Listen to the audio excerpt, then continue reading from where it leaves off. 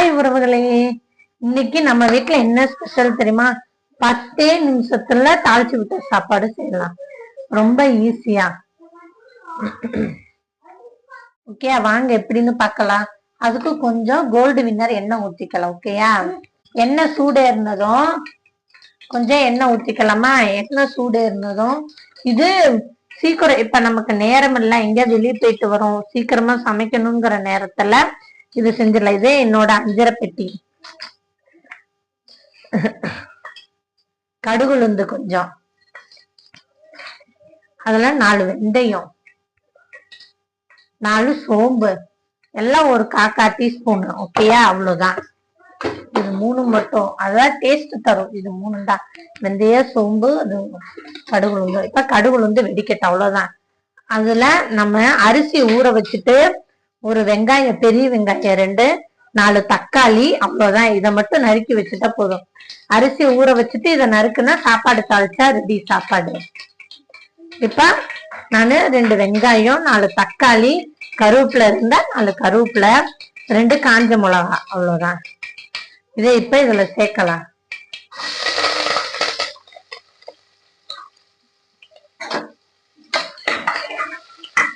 அடுத்து தக்காளி. தக்காளி நம்ம டேஸ்ட் எவ்வளவு போடுறோமோ அவ்வளவுக்கு டேஸ்ட் தரும். அரிசிக்கு ஏற்ற மாதிரி தக்காளி போடணும். நான் ஒரு 4 தக்காளி போட்டிருக்கேன். ஏன்னா இப்ப தக்காளி விலை வேற கூட, கிலோ 100 ரூபா விற்கிறாங்க. அதனால நான் உங்களுக்கு தக்காளி கம்மியா தான் போட்டிருக்கேன். வேணுங்கிறவங்க ஒரு 5 தக்காளி 6 தக்காளி போட்டுக்கலாம். இப்ப நான் 4 தக்காளி போட்டிருக்கேன். மீடியம் சைஸ் தக்காளி 4 தக்காளி போட்டிருக்கேன். இந்த பெரிய தக்காளி, பெரிய தக்காளியாவே 4 தக்காளி போட்டிருக்கேன். இப்ப தக்காளி வதங்குறதுக்கு கொஞ்சம் சால்ட் உப்பு போட்டுக்கலாம். அப்ப தக்காளி சீக்கிரம் நல்லா வதங்கும். கொஞ்சமா உப்பு போட்டுக்கிட்டேன்.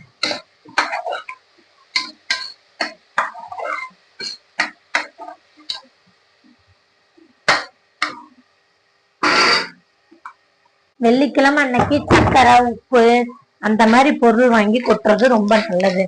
அதனால நானும் வெள்ளிக்கிழமை அன்னைக்கு, எப்பயுமே வெள்ளிக்கிழமை உப்பு சக்கரை ஏதோ ஒண்ணு கடையில இருந்து வாங்கிட்டு வந்துடும். இருந்தாலும் வாங்கிட்டு வந்துடும்.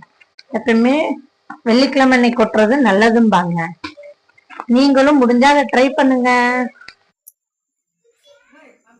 இப்ப நம்ம நல்லா கிண்டணும். அதுக்கப்புறம் தனி மிளகாத்தூள் போடணும், நம்ம காரத்துக்கு ஏற்ற மாதிரி. தனி மிளகாத்தூள் இப்போ தக்காளியிலே போட்டு வதக்குனா நல்லா வதங்கும். அதுக்கப்புறம் கொத்தமல்லி தழை தூவணும். அப்போ இன்னும் கொஞ்சம் டேஸ்ட்டு தரும். கொத்தமல்லி தழை போட்டால் சாப்பாட்டுக்கு கொஞ்சம் ருசியாக இருக்கும். பொதுவாகவே எல்லா சாப்பாட்டுக்கும் போட்டால் நல்லாயிருக்கும். கொத்தமல்லி தழை போட்டால் நல்லா போட்டு நல்லா தக்காளி தொக்கு வர மாதிரி நல்லா வதக்கணும். அப்போ தான் இந்த சாப்பாடு ருசியாக இருக்கும். எப்பவுமே தக்காளி நல்லா தொக்கு மாதிரி வந்தால் தான் எந்த சாப்பாட்டுமே ருசியாக இருக்கும்.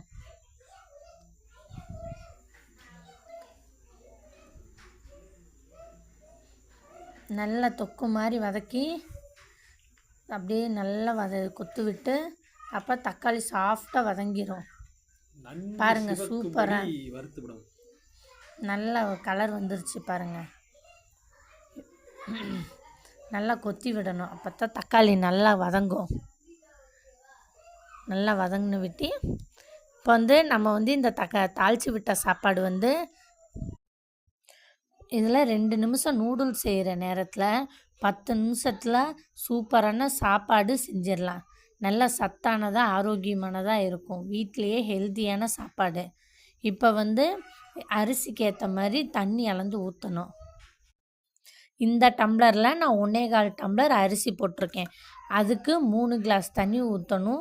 சாப்பாடு அப்படியே பொழு பொழுன்னு சூப்பராக இருக்கும். ஒரு 4 பேர் சாப்பிட்லாம். எங்கள் வீட்டில் இருக்கிற 4 பேர் இந்த உலக்க அரிசி போட்டால் சாப்பிடுவோம் தாராளமாக. 1 2 இப்போ 3, அவ்வளோதான். 3 டம்ளர் தண்ணி ஊற்றணும் அந்த டம்ளரில். இப்போ அரிசி கழுவி போட்டுடலாம்.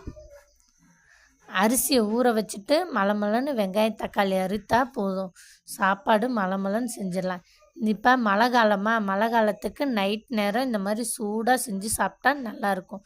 இதுக்கு ஊறுகாய் காம்பினேஷன், ஊறுகாய் வச்சு இதோட சாப்பிட்டா சூப்பராக இருக்கும். அவ்வளோதான். இப்போ அரிசியை கழுவியாச்சு. இப்போ அரிசியை போட்டுடலாம். அரிசியை போட்டுட்டு நல்லா ஒரு கிண்டி விடணும். இப்போ அரிசியை போட்டுட்ருக்கோம். அரிசி போட்டாச்சு. இப்போ தேவையான அளவு உப்பு போடணும்.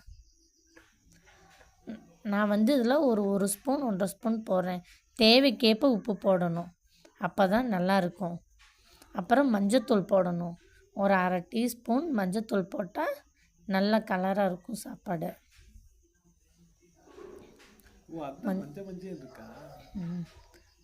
நல்லா கிண்டணும்.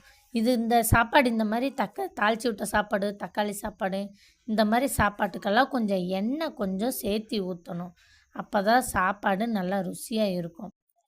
அவ்வளோதான், சாப்பாடு ரெடி ஆயிடுச்சு. இப்போ குக்கரை மூடி வச்சா போதும்.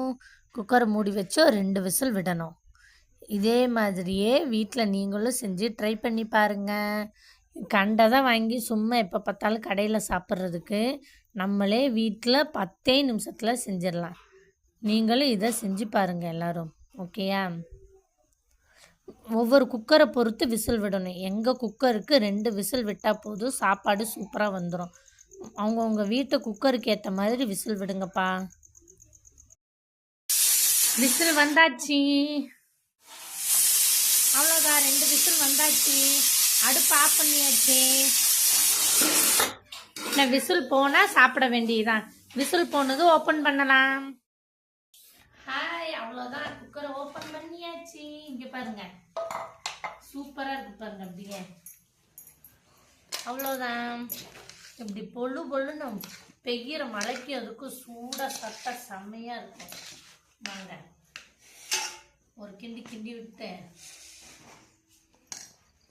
அப்படியே சூடாக கொதிக்க சூப்பராக இருக்கும் தெரியுமா? இந்த பெய்கிற மழைக்கு அதுக்கும் இது ஒரு டேஸ்ட்டு தான். தாளிச்சு விட்ட சாப்பாடுன்னு இதுதான். நீங்களும் இதே மாதிரியே 10 நிமிஷத்தில் சாப்பாடு செஞ்சு சூப்பராக சாப்பிடுங்க. சாப்பாடு எப்படி இருந்துச்சுன்னு கமெண்ட்டில் சொல்லுங்கள். இந்த வீடியோ பிடிச்சிருந்தா லைக் பண்ணுங்க, ஷேர் பண்ணுங்க, சப்ஸ்கிரைப் பண்ணுங்க.